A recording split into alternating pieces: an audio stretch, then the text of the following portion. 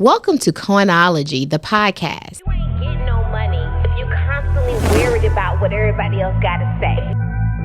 If you constantly got your eyes on what everybody else doing, you ain't getting no money.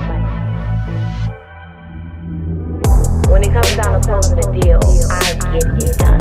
Every single one.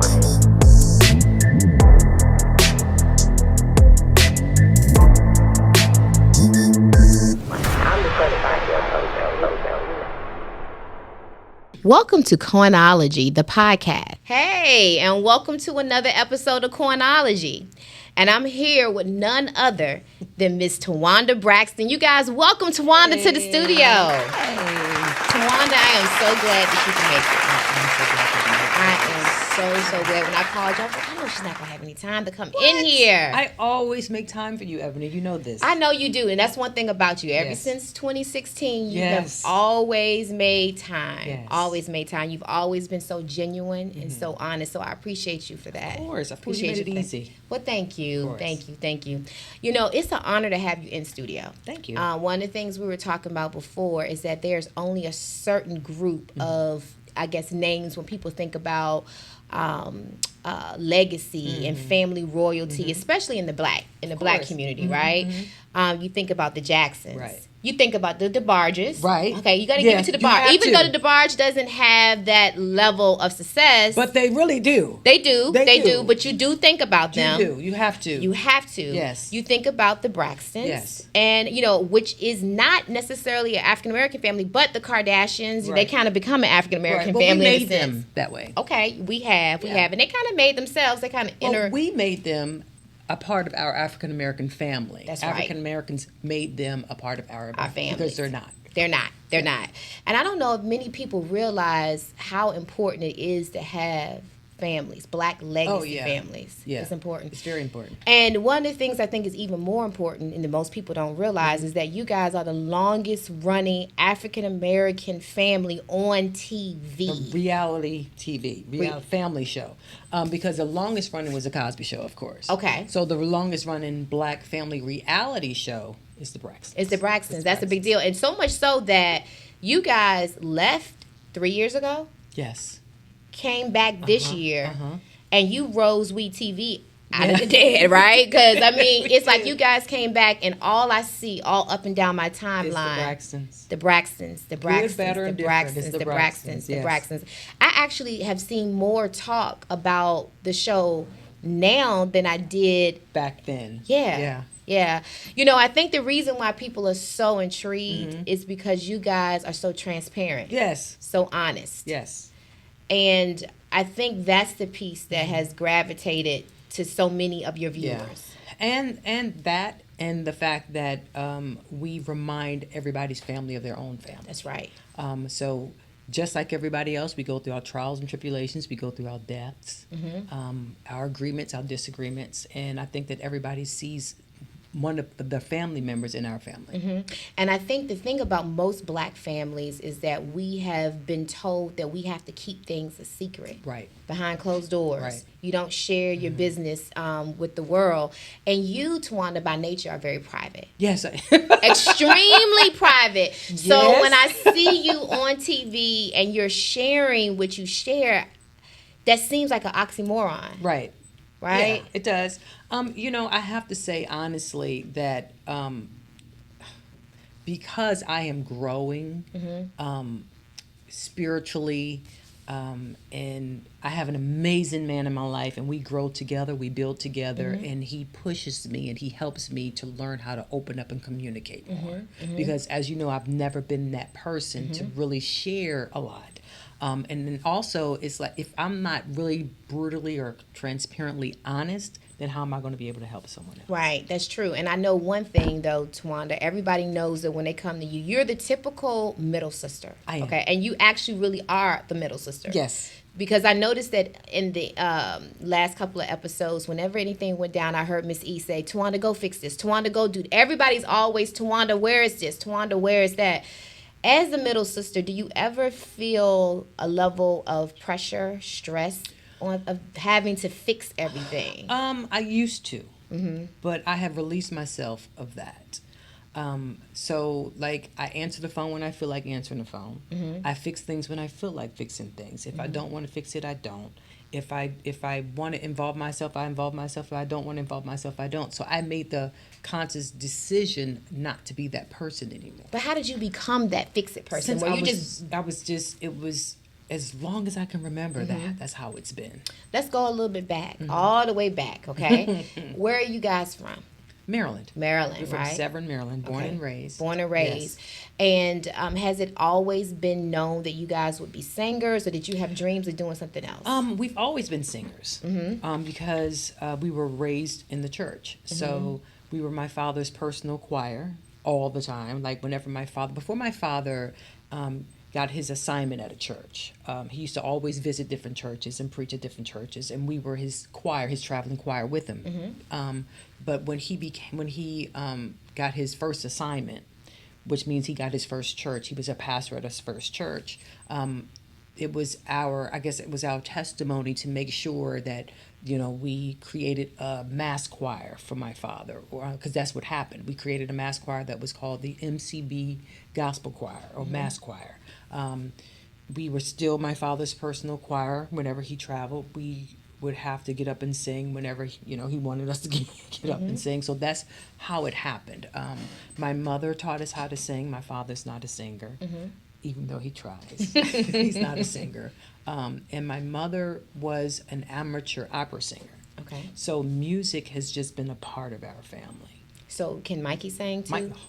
Mikey can really sing. Oh, to really? me, Mikey sounds like Nat King Cole. To me, Really? He sings So like Nat every King Cole. single one of you Every guys one of can us, sing. yes. So if you couldn't sing in the Braxton family, that would be a problem.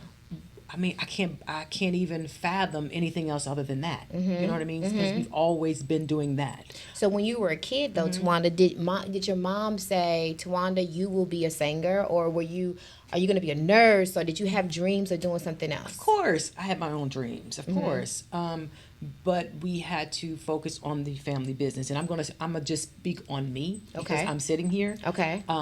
So growing up, I've always been very popular in school. Okay. Like, no, I'm not surprised. Like you know what I mean? I've always just been popular. And I've always been extremely athletic. Okay. I ran track. I was a captain of the cheerleading squad. Even though Tracy was a cheerleader as well, I was a captain of the cheerleading squad. Like I said, I ran track. I lettered. I mean, I know a lot of people know what that means, but I lettered. The last half of my senior year, I was transferred to another high school because Trina was getting bullied really bad. And I lettered at that school, and that was kind of unheard of the last half. So I was really always involved, So I had some scholarships for track. I remember, and I don't want to give all the years because it's really telling my age. I recall we had a single deal in 1989. Oh, it was released in 1989 called The Good Life, and it was with Arista Records. Okay. And prior to that, we had to go into the studio with Ernesto Phillips, who was one of the founding members of Starpoint. So we had to go to the studio, and I remember that particular day. I will never forget it. It was on a Saturday, and I was a junior in high school, and I was on the varsity, of course, for running track. And we always went to states every year. My high school always went to states, and I couldn't go. And I was in four, I was in 4 events for states, and I couldn't go. Why? Because we had to go to the studio. Wow. We had to go to the studio to record, and I remember I was feeling so terrible because I felt that not only was I letting my team down, I was letting myself down because I enjoyed running track. A little bit of animosity there? This wasn't animosity. It was more of, damn.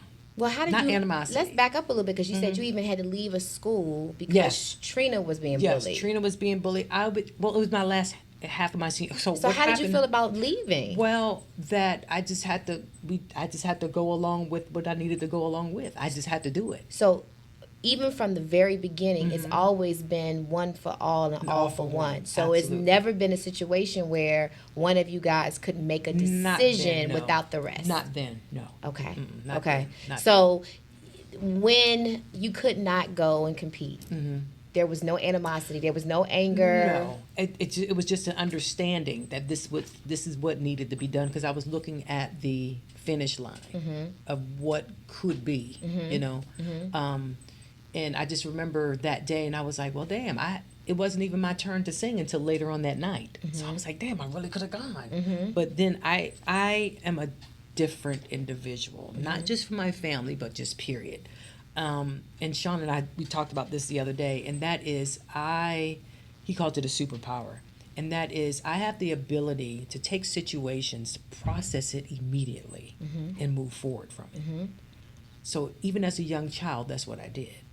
I processed it, and then I moved forward. Do you think that was a coping mechanism? It could have been, but when I look back on it now, I'm thankful for it, because I didn't hold on to anything negative, and I made it into something that was positive. I wonder, as a middle child, is that something that you probably had to, because you got to think about it. That means that disappointments did not resonate. It happened, but you kept it moving. And as a middle child, many times we have to, because, the baby gets babied and they'll find a way to make it right for the baby. The oldest child, they tend to be able to boss their way around to what they want, right? Yes, but the middle child has to just go along with whatever the baby or the oldest ends up getting. Well, another part of it is I was always a leader. So even though I was able to process certain things, I was still a leader. You know what I mean? So even now in my family, I'm still a leader. My family calls me about different things, or if they need some advice or anything, they call me. So I never looked at it as a handicap in any way. Never. But as a child at that point, you were able to process that quickly and move on. And move forward. So, and you got your first deal. And at that point, that was all of you. That was all of us. All of you. All five of us. All five of you guys. And then there was one day where there was a call and the big opportunity finally came for Tony, right? Yeah. So Arista Records, back then, Arista Records was the head company, so to speak, of LaFace. So we had an opportunity to do a showcase with LaFace Records. So we did a showcase with LaFace Records. They had us flown down to Atlanta, here, and I will never forget it. We performed in 112, and 112 used to be the first 112 back then, right?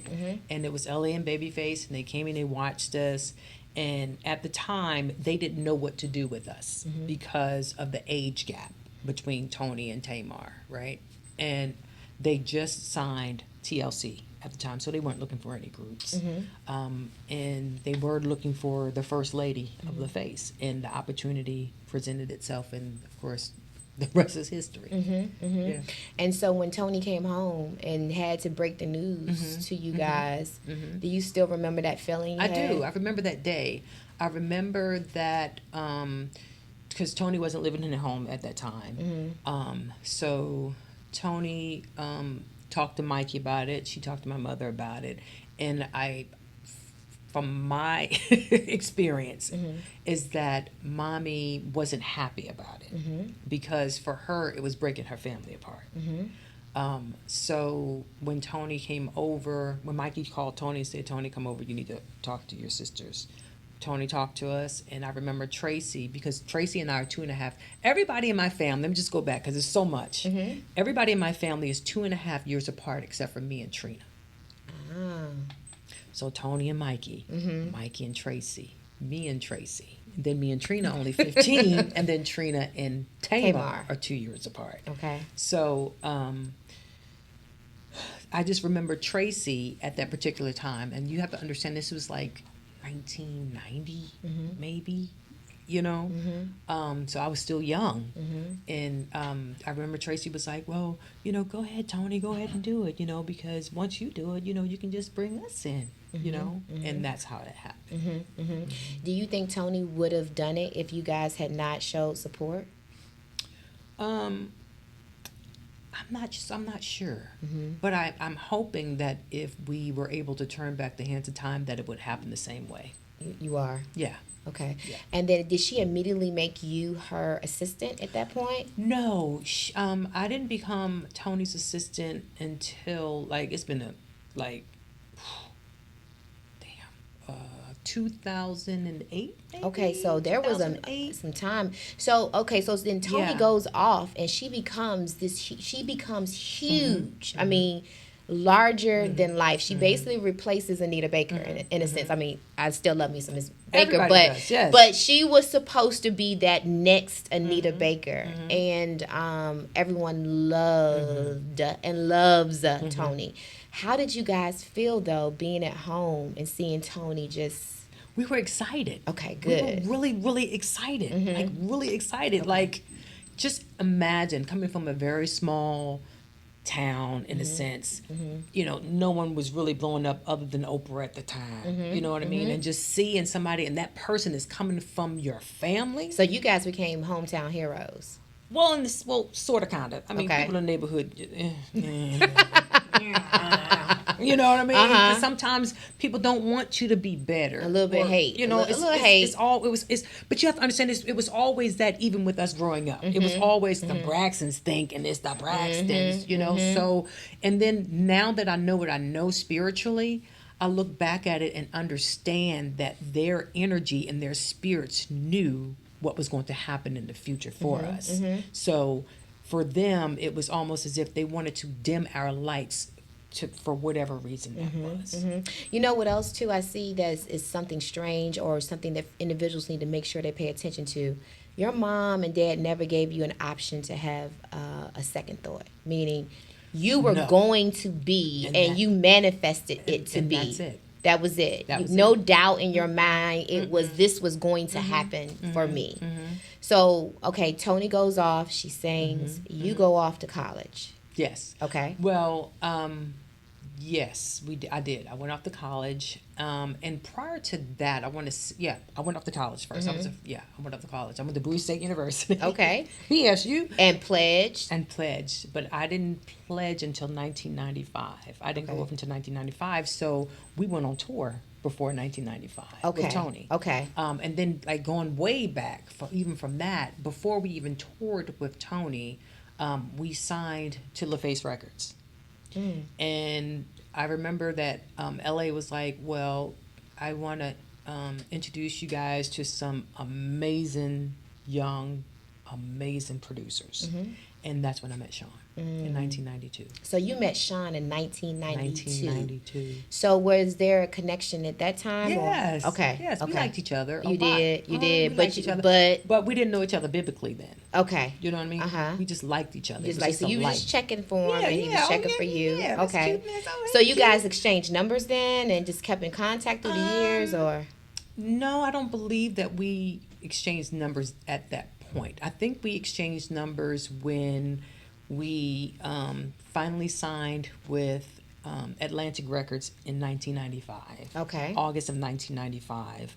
And then that's when we came down to Atlanta, and that's when they were like our producers. You know how some people just have their producers, like Tony had LA and Babyface or Babyface. Well, we had Sean and his. So you guys were heavy in the studio. Heavy in the studio, 1995. Yeah. Why did you go to Bowie then? Why would you stop? Well, at that time, 1992. Then I went to Bowie because it just didn't go anywhere. Okay. So, with the record label with LaFace, because we literally signed a contract, and it was all four of us who signed the contract. Me, Tamar, Trina, and Tracy, who signed the contract with LaFace. Okay. And then we were just kind of sitting at that point. So I don't think that. Not that LA and Babyface didn't know what to do with us, because to me they're brilliant in what they do. I just think that the timing was off. The timing was off. The timing was off. But you know what else I think is most musical families, I don't say that they don't value education as much, but if you think about it, Michael Jackson and them didn't go to college. The Knowles, Beyonce and them didn't go to college, right? Right. So what made you say, well, let me just go to college? Well, because I've always loved music. And another part of it is I always loved acting. So even when I was in elementary school, I used to be in the plays. When I was in junior high school, I used to be in the plays. And so when I went to Bowie, that's when me and Trina played in the off Broadway of Dreamgirls, and I played Laurel, and Trina played Dina, and Tracy and Tamar alternated with playing Michelle. And the director was actually a professor at Howard University. His name was Professor Ted Cooper.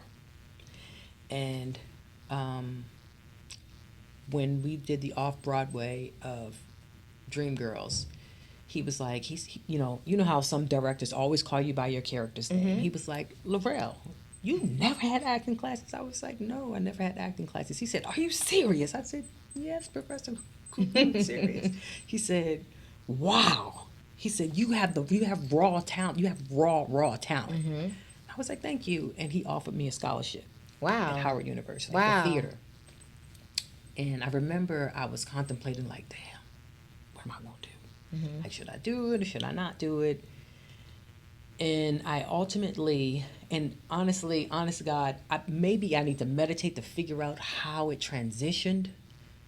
But I remember ultimately my decision was, well, I have to move forward with the family business, and that is singing. Again, the family business. Yeah, the family so there's several different times you would have maybe made different decisions Oh, yeah. if you did not have the If I family. didn't have that, yeah, absolutely, Okay. absolutely. Do you ever look back on that and wonder what if? I have, but honest to God, Ebony, I feel that that's a dangerous thing to It do. It is. So I don't do that. Regrets. Yeah, I don't have any regrets. Right. I don't have a regret. But there has been times that I was like, damn, Taraji was there. Damn, this person was there at that time. You know what I mean? I would have had an amazing class of people. Do you ever harbor animosity at all? No. Towanda? Where do you think animosity comes from, though? Pain, unresolved pain. Do you think it's because you normally express how you feel at that moment, or do you just think you just let it go? I take a moment. Okay. I get quiet. Okay. I get really quiet. And But where do you think where is it going, though? Within me, I process it. And I don't think that it's always necessarily healthy to process it with other people, because that also becomes dangerous, especially if they're not on your frequency. So they may pour something within you that doesn't belong there.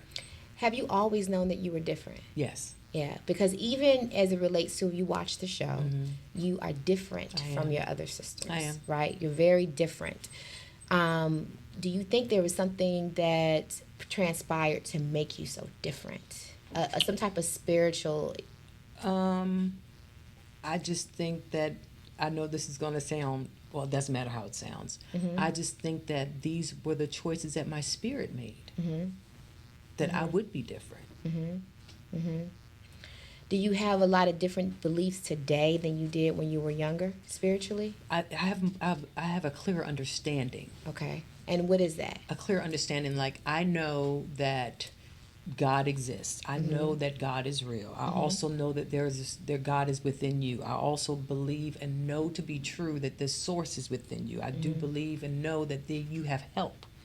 You have other spirits helping you. I believe that you have angels helping you. I believe that you are placed in situations for lessons. And if you don't learn that lesson, you're going to continue going through the same thing over and over and over again until you learn that lesson. So you go off to Bowie. Yes. You pledge. So during that pledged, time you were at 95. Bowie, you actually lived the life of the everyday civilian. Okay. Okay, and then you pledge, you graduate, you move on. I didn't graduate, though. I had a year left, but I didn't graduate. Now, why did you not graduate? Because we had the opportunity. We signed with Atlantic Records, and then that was it. Again, another decision We decided, which was amazing. Even though I was at Bowie and my major was music education and performing arts, minoring in piano and voice, it was so easy. Music was so easy for me.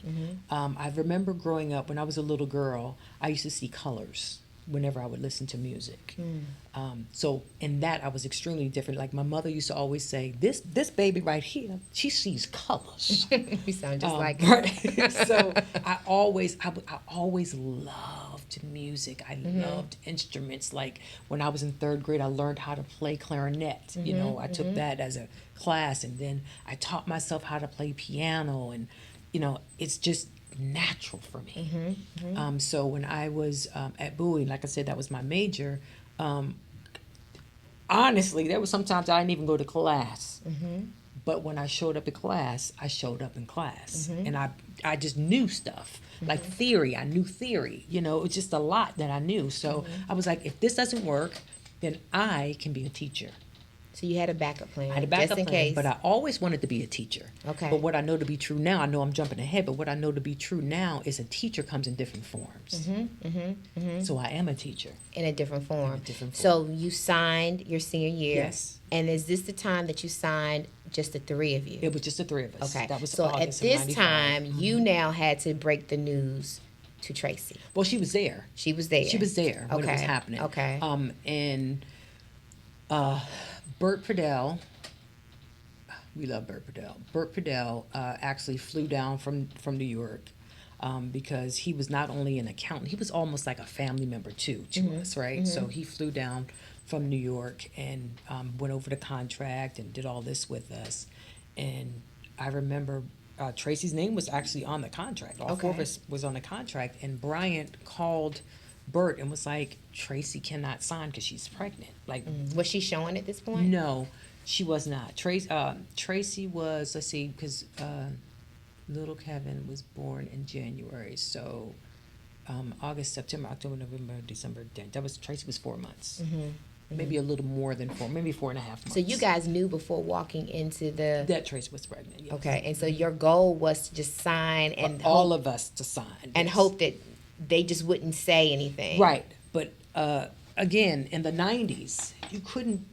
I know. You could not do it unless So you were there, established. Did you have that conversation with Tracy before going into? It was an unspoken thing that everybody already knew. So you know? no one ever said, No Tracy, one ever you know what this means. No, I don't believe so. Okay. I just know that was a thing. You know what I mean? It was just a thing. And like I said, unless you were already established, like Escape was already established when Tamika. Well, got even pregnant. when Tamika got pregnant, It was a thing. No one saw it. I think you think about it, They you hid would her just go behind right. things, but they also threatened to drop her. And then her sister Tasha was like, "Nah, you can't do Well, you that." know, you think about you go all the way up to the 2020s. I remember when Cardi B got pregnant the first time. Remember, she had a lot of pressure to have an abortion. Right. They said you're going to ruin your career. That is just That's- as recent. But can you imagine Yeah. how it was back then? Right. It was terrible. right. So It's terrible. So Tracy knew in the room What the yeah. So when he said that, and you guys. We didn't sign yet. It wasn't an immediate like, well, we're doing it. It wasn't that. It absolutely wasn't that. Tracy was like, y'all go ahead and do it, and y'all can just come get me later. Cool. I think the main reason that Bryant said that she could not sign is because little Kevin, I call him Scratchy, but he was born in January, and our photo shoot was in January, and there was no way that he would be able to make that happen, so that's what happened. So in August of 95, we signed to Atlantic Records, and then, it was really weeks later we were in Atlanta. With Miss Issei about, again, another child. I think I want to remember and say that she was sad. She was sad. Not noticeably sad, but I know that she was sad. You know what I mean? So one of the things I remember just stuck with me that Tony said in one of the counseling sessions is that she was taught to put her sisterhood before everything else. It's true. And you can see that in her. I when I'm watching the show, I think when we talk about the grief counseling, I think that there's a whole nother level of counseling that needs to happen just around that. Just around that. It's a thing. It's a thing. It's a thing. So you guys go off career. Tracy stays back and have Scratchy, and you guys live your dreams, right? Well, yeah. I mean, it was an experience. It was a beautiful experience. All over. And You guys are doing yeah, things, Towanda, that doing- nobody else. Well, were they not? It's almost as if, I mean, like, it was amazing. Like, we went on tour with Luther. We went to Japan for a while. We came back. And once we came back, Tony wanted us to go overseas with her. So we were like, I said, Tony, I think this is the time for us to introduce Tracy in the group. Because, quite honestly, if you think about it, I'm going to use Backstreet Boys for an example. They blew up overseas. And a lot of times it was best to introduce a change overseas and then bring people back over So here. you were always the spokesperson. You were the one who always said, okay, this is what we need to do. This is what we need to do. Okay. Yes. All right. So I, and then I talked it over with Tony. Tony was like, yes, absolutely, because it was her show. I can't just do stuff and it's her show. And so that's when I taught Tracy all the choreography. I got her connected with Terrence Lee Jones. Remember Terrence? He passed away, by the way. Oh. Terrence Lee Jones. I made sure she had the vocal stuff with him, making sure she knew her parts. We had sponsorships at that time for our clothes. So, whatever we got, I made sure that Tracy had too. Okay. So instead of everything being split 3 ways, everything was split 4 ways. And then there are pictures and photos and videos of Tracy being overseas with us. So Okay. Tracy was with us. So then Tracy, so then there's a piece, then Tracy comes on. So it Yeah. wasn't as if No. this whole narrative. that Tracy was left She behind. wasn't really. I mean, if you think about it, it's not like we sold 10 million albums. You get what I'm saying? So, but let me ask you then why do you think she was so angry? I don't think it was Tracy's anger. I don't think it was Tracy that was angry. Okay. I think that, in my opinion, it's important for me to say this. In my opinion, it was her I call him her ex-husband, because they're not married anymore because she's no longer here. Right. To death do us part. They're parted because she's passed. So you think it was him?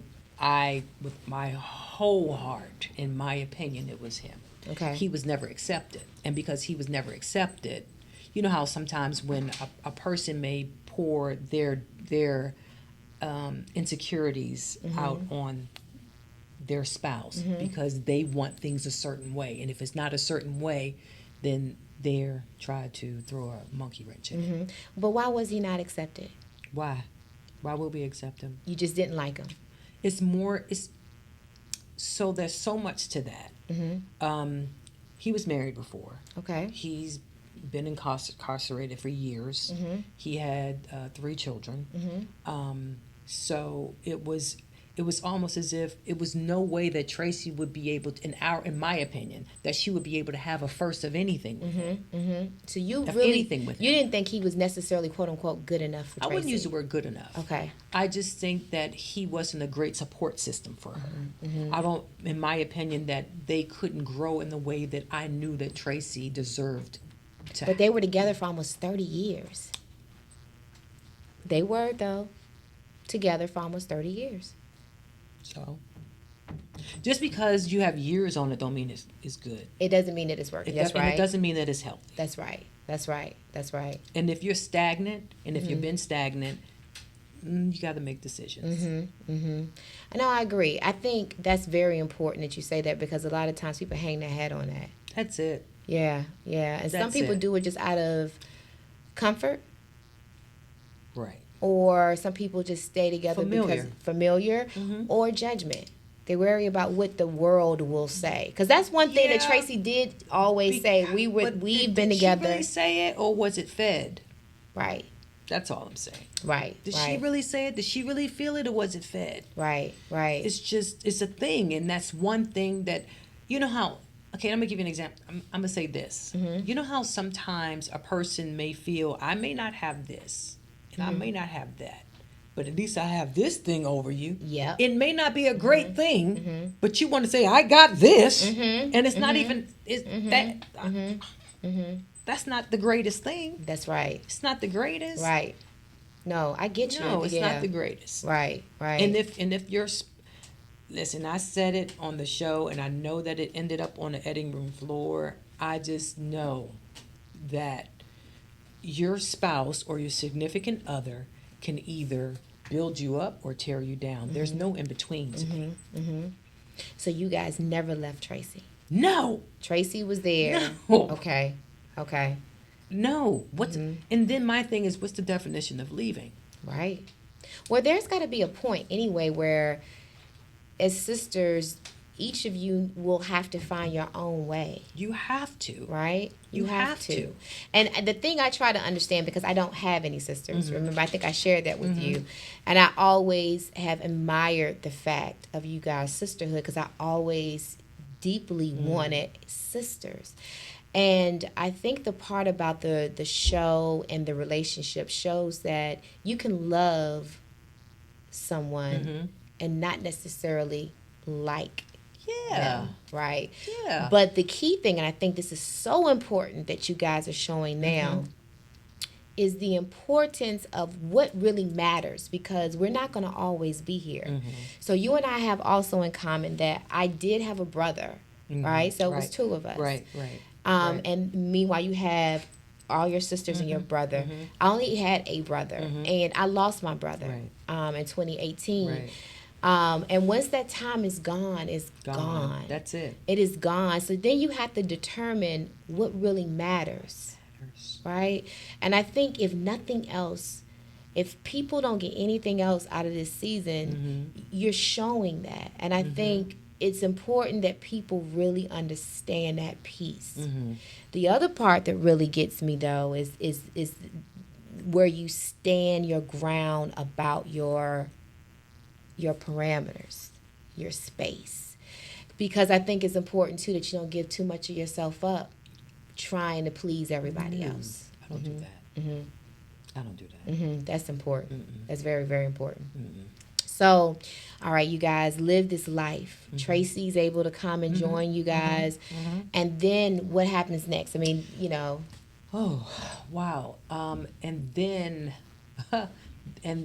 that's when Tony went on Broadway. And that's when I first became her assistant. Okay. At that time. Now, were you married at this point? No, I wasn't. You still had. So at this point, had any of you guys gotten married at that point? Trina. So did you guys? So when you get married and have babies and all of that, do you feel a sense of, okay, you're not going along with the program? No, and Trace was married then too.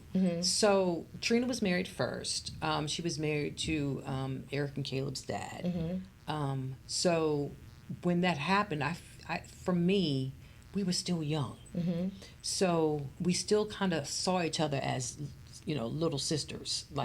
So when Trina had Eric, honest to God, I really thought that Eric was mine too, even though Trina bore Eric, he was mine. And then, Tracy had little Kevin, and I felt that was my baby too, I mean, outside of Mikey, I'm just talking about the girls. Okay. So it was just a thing of us, of seeing how each one of us was growing up a little bit, but we were still, in each other's lives. Still going on. So then you become Tony's assistant, yeah, right? When she was in New York, yes. And then how does that change your life? It was interesting, because during that time, that's when we were trying to figure out if we were moving forward with the group. And then all these other things happened. And what I mean by that is, that's when I found out that Tamar was doing a solo album. She was trying to do a solo album. And I was like, okay, so what happened to the family business? So then that's when I went to New York. Like I said, that's when Let me ask you this question. Let's stop for a second. So Tamar was brokering her own single, her own deal. Looking back over things, is it okay that Tamar was looking out for herself? By who? By who's? Of course. It's okay. Of course. Okay. Because that's how it's been set up. by the establishment? By the family. That's how it's been set up. Okay. And that goes back to the tradition of how things are even now. Okay. Because, like you said in the beginning, she's the baby. She's a baby. She's the baby. So it's always been known that It's Tamar always been would known. be a single or solo artist. No. No. But it was No. just okay for her to do that. It was okay for her to do that because that's just the setup. That's just the setup. You get what I mean? Do that make sense to you? It makes sense. So you're basically saying because Tamar is the baby, she typically gets what she wants. If that's what she wants, she will get that. Yeah. Right? But my question is that wrong? Is it wrong for you to say, I have a desire to no longer be a group. I want to be a solo star. Well, I look at it in this way. It becomes an issue when it's a double standard. If it's not a double standard, then que sera, sera. Well, who made it a double standard? I know my parents made it a double standard. It's a double standard because they made it a double standard because what's the difference in me wanting to move forward to do acting and this? What's the difference? So did they tell you not to do acting? Well, that's what I said. I have to meditate on that. Yeah. Because like I told you before, I take things, I process it, and I let it go. I release it. Right. Because I don't hold on to it for nothing else. Because I just think that sometimes some people that I've experienced that when that happens and they sit and they don't acknowledge that this is a feeling and this is going on, then it festers and it becomes something else and it rolls into something else.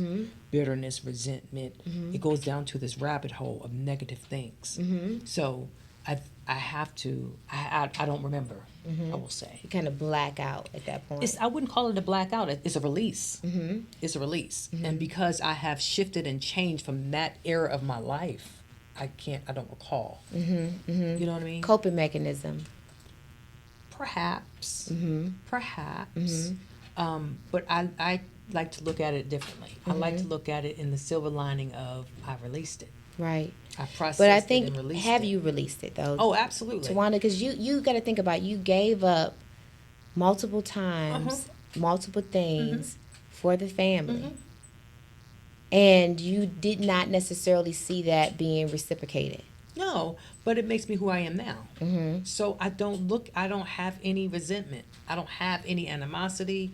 I don't have any ill will. It's nothing. It just is. It's, for me, I had to go through those situations. I had to make those decisions because all these events that happened back then has created the events that's happening for me now.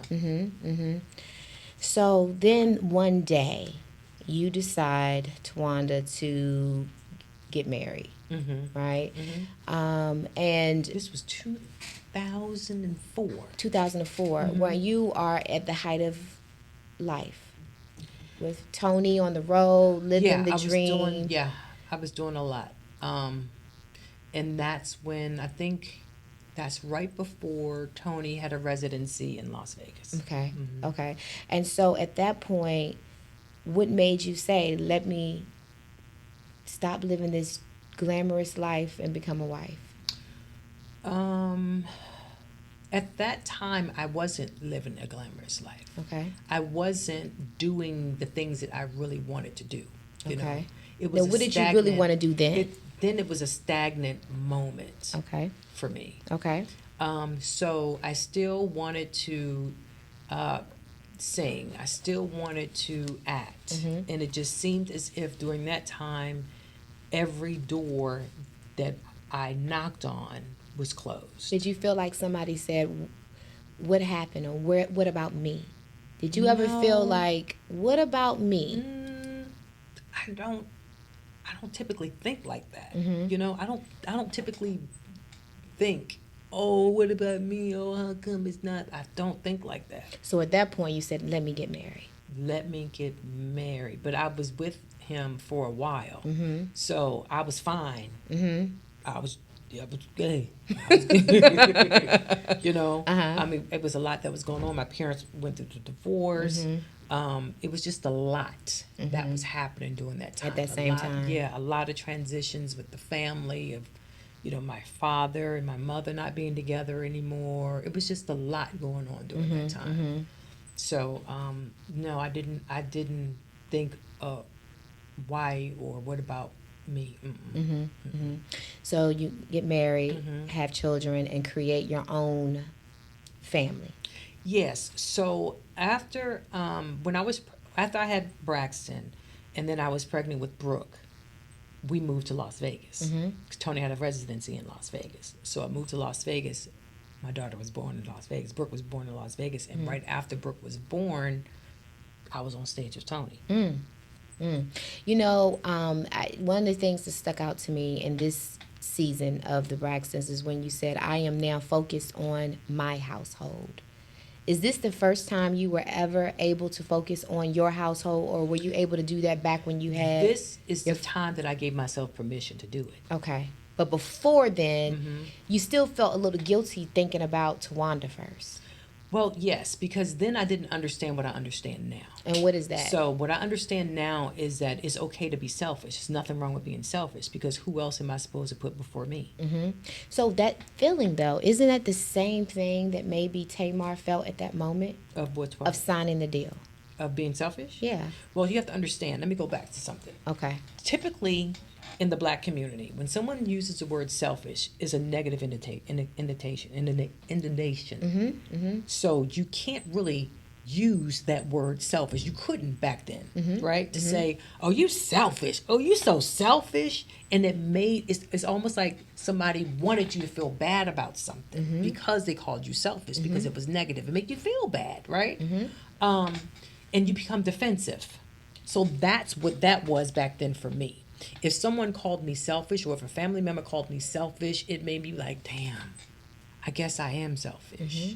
And I guess I have to put other people first. Or because that's ultimately what it is. I guess I have to put other people first. I guess I have to look out for this person. I guess I have to understand this. I guess I have to, so that was my way of thinking back then. Well, Towanda, you've always been the family protector. Yes. Always have, as the middle sister, but also as a family spokesperson. Right. So that's just because even to this day, when people try to get in contact with something, they contact me. The first person I call is Towanda. Towanda speaks on behalf of everybody. Send it out. Yeah, it's true. You've always been that family secretary, madam secretary. Even in this season when everything went down with Kevin, you knew everything that went on. Well, that also is. It's no secret that everybody in the family trusts me with things. They share a lot of things with me. And then I think all of that has to do with, even if I get upset with someone, or if someone does me wrong, I don't tell their business. That's right. It doesn't matter what it is. You can stab me in the back, you can push me down, push me in the grass, punch me in the nose. I'm still not going to do that. That's not me. And the industry is not made up like that. No. It's not. It's not. Do you feel, Towanda, that you are an industry person? Do you feel that you have adapted to the industry? I don't think like that. I don't think in the way of adapting to something. I just don't think like that. Okay. I just know that there's business to be had, and opportunities. And if you don't take them, then it's going to pass you by, and somebody else is going to get it. So Tony goes off and becomes a legend. It is a legend. And then one day you guys decide to do a reality show. And I remember hearing rumblings that Tony Braxton, I didn't believe, I was like, Tony Braxton, she's not doing a reality show. She's more private than I am. Right. And it's sort of, she's more private than you. And it's sort of like Tony Braxton was this untouchable being. Right? But that's how it was in the 90s. Think about how Mariah Carey was. Nobody, because we didn't have Instagram and stuff, right? And that allowed us to really have superstars. I think the only like Beyonce, she's still able to obtain her superstardom. She started in the 90s. She did, and she still isn't accessible. She doesn't, she's not accessible. Jay-Z's able. That's why I tell people this all the time. I tell my clients this. You can't be too accessible. No. You have to I had a conversation just last week with one of my clients that is, she's got next, right? And I told her, because she was talking about coming up with some content for social media and da-da-da. I said, listen to me. You have to make a decision. Are you trying to be a social media influencer or are you trying to be a superstar? Because those two things look totally different. Yep. And then I explained to her how, and we talked about that, but that, worrying about a whole bunch of content, that's not for superstars. They don't worry You about have to that. have some sort of mystery. That's right. So you guys brokered this deal.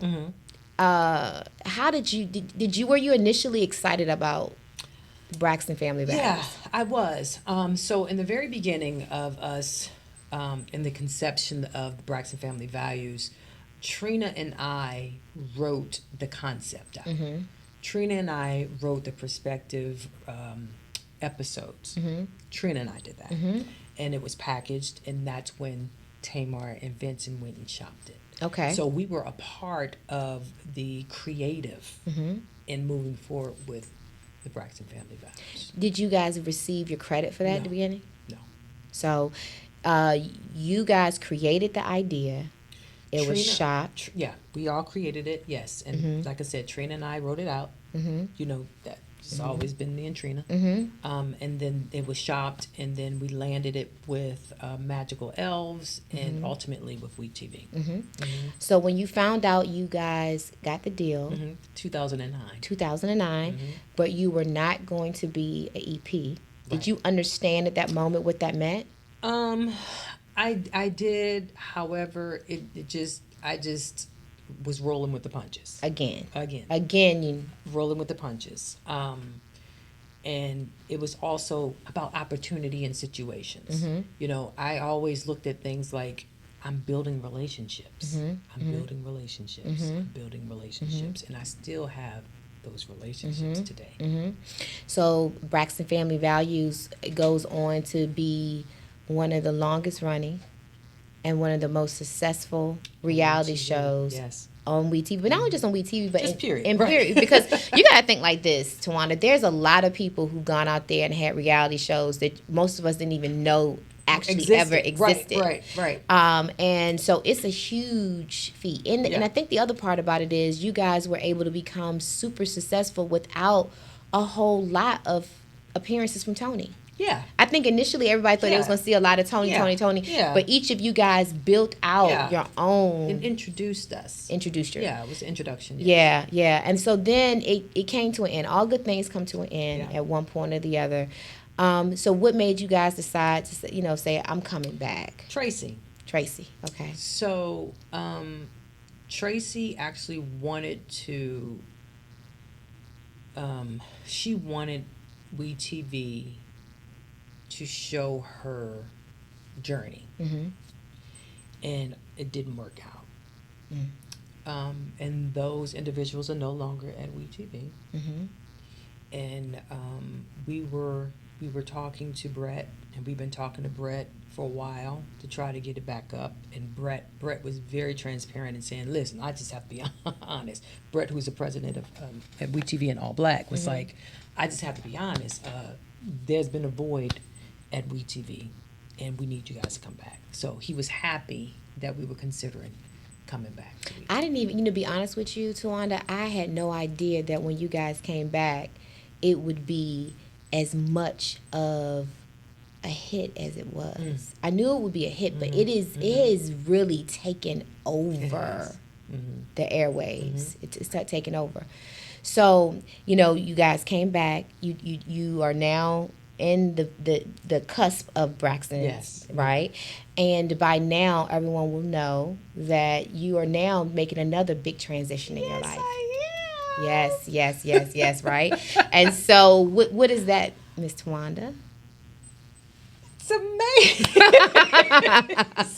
It's amazing. It's amazing, and it's so interesting because a lot of people who's known me forever, like you, are like, I have never seen you like this before in my life. That's what, like, all You're you guys are saying, like, much peace. So much peace and joy and happiness. Yes. Who knew it was supposed to be like this? I didn't know. Yes. I mean, you've been along the journey with me when I told you, like, since 2000, and like, my divorce wasn't final until 2017, but I've been separated and not with him since 2011. That's right. So, it's I didn't know. You know what I'm saying? And I like I told you before, like you've been in my life for a long time. So,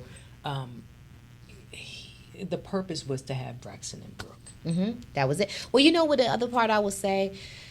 It's so good to see you so happy. Yeah. Because I remember before you met with Sean, your belief... Reconnected with Sean. Your beliefs on relationships were pretty much, very much, I guess, anecdotal. Like, they happen... It wasn't about falling in love or finding... I don't even know if you even believed that was possible. I believed it was possible. Okay. I didn't know that it would be possible for me. Okay. Because I didn't have it. I didn't experience it. Right. That wasn't... And had you ever seen anybody in your family in love the way you are in love with Sean? Yes. Okay. Like back in the day growing up, I used to believe... I used to believe that my parents were in love like that. And they may have been. Their definition of what it was is what that was. Right. I just, I didn't, television, movies, fantasies of what I believed it would be. But living it is, it's just incredible. I'm at a loss for words sometimes. Sometimes I literally pinch myself like, this is what's happening to me. Like, this is amazing. Right. Amazing. Like, why me? How did you choose me? No, I don't say why me. Thank God it's me. Right. I'm thankful that it's me. Right. And I thank him. I'm like, Sean, thank you. Like, what is it that Sean does? What does he do for you that make you feel so? Gosh, it's everything. It's everything. He loves me. He encourages me. He supports me. We build together. We grow together. We pray together. We meditate together. We raise Braxton and Brooke together. It's just, it's everything underneath the umbrella of love. And it's impeccable. Do you think you would have been able to, I guess, receive him back in 1992 the way you do today? No. I had to grow. I had to mature emotionally, spiritually, and physically. Because I was teeny tiny back then. Yeah, we're in a different space, and then I'm just thankful that the universe saw fit for us to reconnect. So why do you feel like you have to get married, though? Do you believe that marriage or a wedding is important? Well, I transparently, in the beginning, he was like, I ain't getting married no more. We're not doing this no more. And I was fine with it because I'm happy. I have such joy that all of that didn't matter. Like, it doesn't matter. Would it be great to have a wedding? Absolutely. Because I'm the only girl who never had a wedding. Wow. But always planned. Your sisters always was in helping with all of that. Yeah. All of that. Yeah. And a lot of people have asked him, and I would like for you to ask his opinion on that, but a lot of people ask him why, or why now, and all those things, and I really know to be true that he loves me, and he already looks at me as his wife, just like I already look at him as my husband, and he's like he just gives me the world. I just can't even put it into any other words other than he gives me the world. He gives me the universe. He gives me different dimensions. And I will choose Sean in this dimension, the next dimension, the next dimension, the next universe. I will always find him and be with him. So he's truly your soulmate. Oh my gosh. He's more than my soulmate.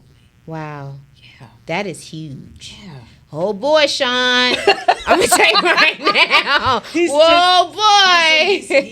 He's incredible. I mean, we have amazing conversation. He pushes me to conversate about different things or communicate, because I hadn't been that big with communicating before, but now it's like, hey, it's just It's amazing. I mean, we are certified life coaches now together. I mean, because he's always the person in his family that everybody goes to for advice.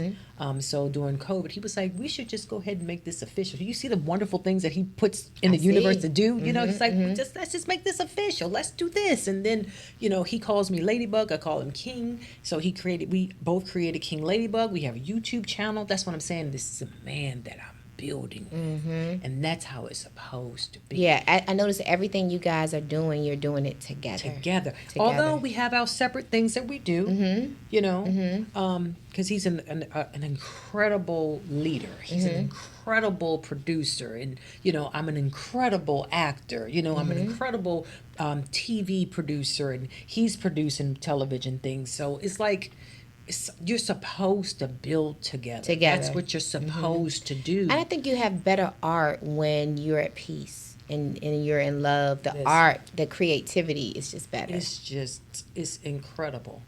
It's amazing. It's speechless. So what's next for you? Other than the incredible wedding. Okay. I've been doing so many movies. I mean, if you Google my name, or if you put my name in a search engine on Tubi, you'll see about 20 movies. Listen, let me tell you something. You are taking over. I said, oh my gosh, every time I turn around, I see a new movie coming out in the poster. And let me just say this. Tubi is the #1 streaming network right now in the world. In the world. So they are breeding all types of new acting superstars out there. And so there's certain people who are considered the go-to actresses or TV, actors. And Towanda, you are definitely one of those. You found your space. You found your niche. I mean, of course, I've been in like Lifetime movies. I just did the movie with what is it called? It's called The Rise and Fall of Miss Cleo. Yes, I was in that. Amazing movie. Amazing. I love that movie. Thank you. Yes. That movie, I've done so many Christmas movies, with David and Tamela Mann. I did a Christmas movie with Tony and Michael Jai. I did a Christmas movie, A Christmas with My Ex, with Vanessa Simmons. I mean, I've just... And you also produced Tony's Unbreak My Heart. Yes, let's not forget that. Yeah. That was huge. I was like, Towanda. Yeah, I'm so proud to see everything that's happening for you in front of the camera, but most definitely behind the camera and also at home. Yes. It seems like now you're actually finding that peace, that balance. Yes. And the thing I love about what you said is there's no regrets. None. Because if you had done anything in the past differently, you wouldn't be sitting here right now, madly in love, about to marry your king, and living out your dream. Yeah. Regardless of do you know how many people would die to have the life that you have right now? Right? Yeah, but it takes time to get there. It does. It takes time to get there. Sacrifices. I mean, sometimes you're going to get some no's, and just know that the no is not a no, is that you just have to find other avenues to make a yes. That's right. Yeah. I'll say this, as I continue to root for you, I am continuing to root for all of your sisters, because one of the things that I think is important too is that you guys have shown the importance of counseling and getting help and talking through. I think that's important. And I think through your transparency, your sisterhood, and your family, you are healing so many other families. Because I told you, when I watched the first couple of episodes, I cried and cried and cried. Yeah. And I cried not only because of what you guys went through, I cried for myself. Yeah. Because there were so many things that I wish I could have done over. Things I wish I could have said. To your brother, you said? Yeah. Even when Trina described being at that last moment, and you said, I don't think you're strong enough. Right. Now, another part of it is that we were all on a FaceTime call. So although we weren't there physically, we were still there. You were there. But being in that room is different. Because I remember walking in the door. I had ran into the door. My mom, he had just did his last breath. And I was running to be there. And I walked, and I missed the last. But when I walked in, I felt the energy, and it just threw me back. And I was they had to get somebody to come and get me because I was on the floor. And my mom and the scene. So my mom describes very similar to what Trina, and it just was, and when you said, I don't know if you were strong enough, I kept asking myself, was I really going to be strong enough? And so anyway, with all of that, it just helps me process the moment that I may have missed. Right. Or was I supposed to, or could I? And I just want to say I want to thank you guys because the healing that you're providing for so many Black families is going to be paramount. Yes. And it's not just about this season. You know, this is going to go down. I think this particular season... It's the best season. It's the best season, but I think this season is going to be something that people will use for families going through a time such as this. Because everybody grieves at one point. Everybody grieves. Everybody. Yeah. Well, I want to thank you, Towanda, for coming down today and spending some time with us today. It's over. That's it. What time is it? I know you. I know. Is it? How much time we have now? I know. Well, you know. Yeah. You know. You got things you guys have to do. I know how busy you guys are, and I'm so thankful that you came out. Thank you. Thank you so much. And I want to thank you guys and see you next time on Coinology. Welcome to Coinology, the podcast. You ain't getting no money if you constantly worried about what everybody else got to say. If you constantly got your eyes on what everybody else doing, you ain't getting no money. When it comes down to closing a deal, I get it done. Every single one.